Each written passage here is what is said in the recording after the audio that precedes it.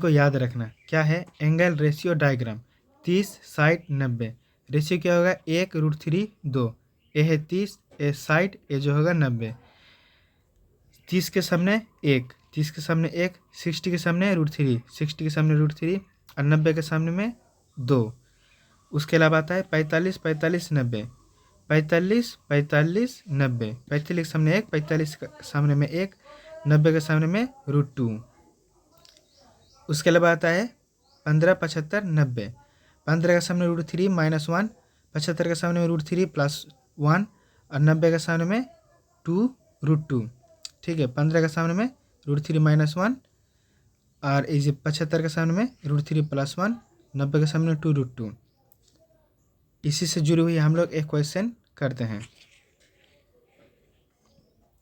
Question क्या है, the height of पोल, 2 पोल, एक का हाइट है 15, एक का हाइट है कितना 27।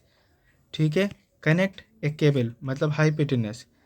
If the cable make an angle 60 degree, ये एंगल बना रहा है कितना में 60 डिग्री में with the horizontal line, then the find the length of cable. इसका हाइपोटेनस पूछा गया है। कैसे करेंगे, देखिए ए 15 है तो यहाँ से यहाँ तक भी 15 हो जाएगा, बचा है कितना यहाँ से यहाँ तक, ये कितना बचेगा 12। ठीक है, अब हम लोग लिख सकते हैं इस साइड में, हम लोगों ने यहाँ देखा था, क्या देखा था 60, 60 के सामने कितना है √3, 60 के सामने कितना होना चाहिए √3 और ये कितना होगा तब, ये है मान के चलिए 30 डिग्री।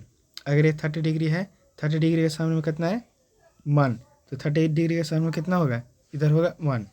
ठीक है, और हाइपोटेनस सामने से कितना होता है 2, हाइपोटेनस 90 डिग्री के सामने में 2 यानी कि 2, यानी कि हम लोग कह सकते हैं कि √3 का मान ही कितना है 12। उसके बाद देखते हैं साइन 60 डिग्री, ये 60 डिग्री मानते हैं तो हम लोग मानते हैं साइन 60 डिग्री। साइन 60 डिग्री यानी कि परपेंडिकुलर बटे हाइपोटेनस। तो पहले जो हम लोग रेशियो जानते हैं उसे लेते हैं। उसे कैसे लेंगे, पहले तो मान के चलिए कि क्या होगा, यहाँ परपेंडिकुलर कितना है, परपेंडिकुलर है √3, लिख देते हैं हम लोग √3 बाई, उसके बाद नीचे क्या लिखेंगे हाइपोटेनस, हाइपोटेनस कितना है 2 यानी कि 2 लिखेंगे। उसके बाद कितना है इक्वल करेंगे और जो इक्वल रेशियो दिया गया है यानी कि परपेंडिकुलर कितना दिया गया 12, इसे हम लोग 12 लिखेंगे। उसके अलावा और हम लोग को पूछा क्या गया हाइपोटेनस, इसे हाइपोटेनस को हम लोग को नहीं पता इसलिए इसे हाइपोटेनस लिख देंगे। उसके बाद करेंगे क्रॉस मल्टीप्लिकेशन, क्रॉस मल्टीप्लिकेशन करेंगे तो हो जाएगा h √3 इक्वल टू 12 2 24। h निकलाना है तो √3 जो है नीचे आ जाएगा, √3 आ जाएगा नीचे, ये जो √3 है आ गया नीचे।